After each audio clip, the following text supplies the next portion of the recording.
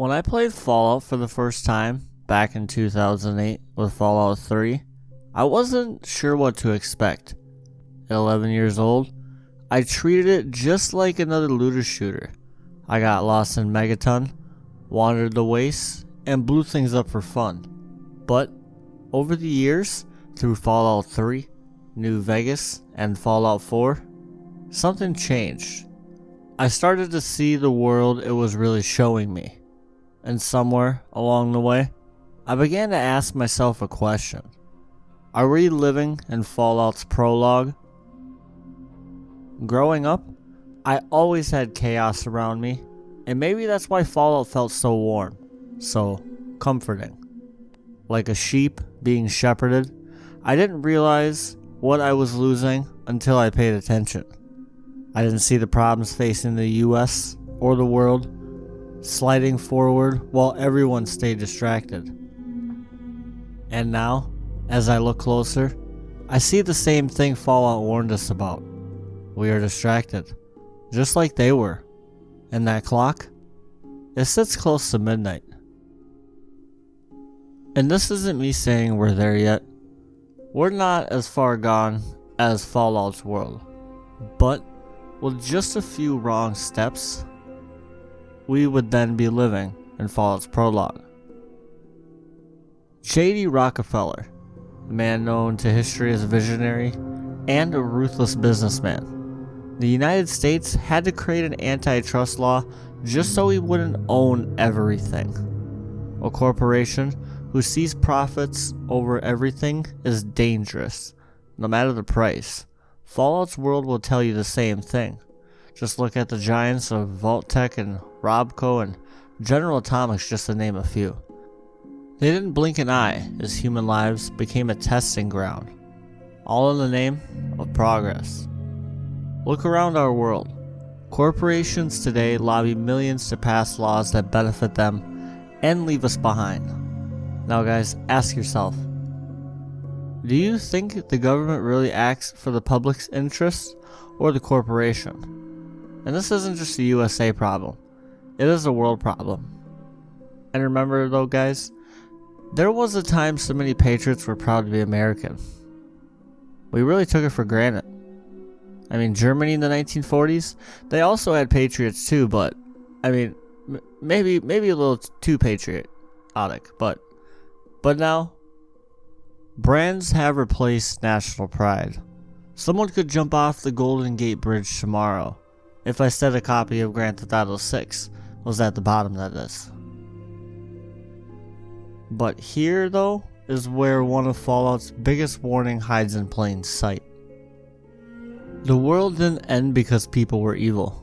It ended because people were comfortable. Fallout's pre-war America froze itself in an idealized version of the 1950s, where the jingles were catchy, the families were smiling, and the future was atomic powered. It looked perfect, like something out of a commercial. But beneath the fresh paint and plastic smiles, the world was rotting from every direction. Corporate control, military presence, nuclear drills in elementary schools, propaganda playing between love songs on the radio. Fallout didn't imagine that world. It just turned the brightness up on our own. And we're doing the same thing. We recycle culture like it's comfort food. Every headline's a reboot. Every election, a rerun. We're clinging to the past, not because it's better, but because we're terrified of what's next. Nostalgia isn't just a coping mechanism anymore. It's become a leash. And Fallout knew that. It saw the danger in a society obsessed with its own reflection. A society too in love with yesterday to survive tomorrow. Fallout's pre-war world was built on obedience, but it was sold as safety. People didn't live in fear of being watched. They believed it was necessary, even patriotic. Vault-Tec had cameras in every corner. Zach's computers tracked thought patterns and behavior. No one questioned it. That's the point. Surveillance didn't creep in through fear. It walked in through the front door, dressed like a friend. And look around now. We don't carry Pip-Boys, but we carry something eerily close. Your phone knows where you are, who you talk to, what you buy, what you dream about at 3 a.m. based on your search history.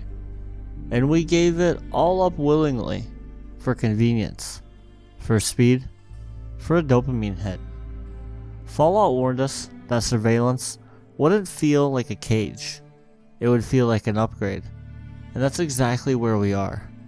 Alexa in our homes, Face IDs on our doors, every thought shared on platforms designed to profit off us. And the scariest part? Most people don't care. Not because they're ignorant, but because they're exhausted. Fallout's world didn't fall because it was conquered. It fell because it was compliant. And in the end, the Pip-Boy didn't just track radiation, it tracked you. Fallout's world didn't end with fire, it ended with exhaustion. The resource wars weren't just background lore, they were the final gasp of a dying world. Oil gone, water vanishing, diplomacy replaced by occupation. The US annexed Canada, Alaska became a war zone, and by the time the bombs fell, it wasn't to start a war, it was to finish one nobody could win. Look around. Rivers are drying up, oceans rise, wildfires turn cities into smoke, entire towns drink poison while billionaires buy land on mountain springs. Climate refugees already exist, but most people scroll past. Fallout showed us a future where survival became a luxury, and that's what's happening now.